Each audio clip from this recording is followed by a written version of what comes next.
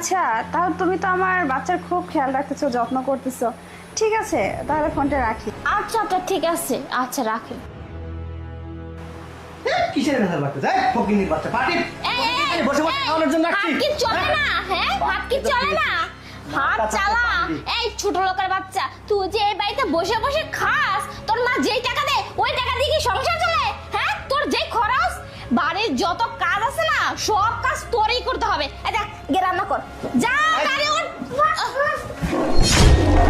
ভাবি ভাবি ভালো আছেন? হ্যাঁ, আমি তো ভালো আছি।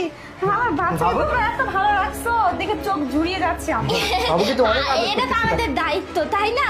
ওকে দেখে দেখে সেটা করা। হ্যাঁ, কত দায়িত্ব যে পালন করতেছো। এতক্ষণ আমি দাঁড়িয়ে দাঁড়িয়ে সব দেখছি, তোমরা কত সুন্দরভাবে দায়িত্ব পালন করতেছো। কখন আসছেন আপনি? যখন আসেন বসে নাটকটা একটু কম করো।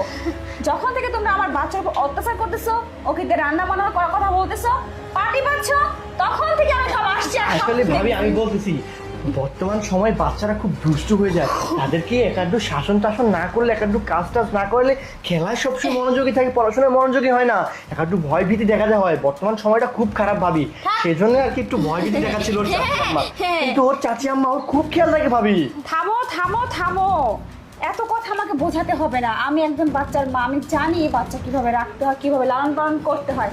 ঠিক আছে, তোমরা ওকে শাসন করো, তোমরা ওকে কাজ করো, আমার তো তাতে কোনো আপত্তি নেই।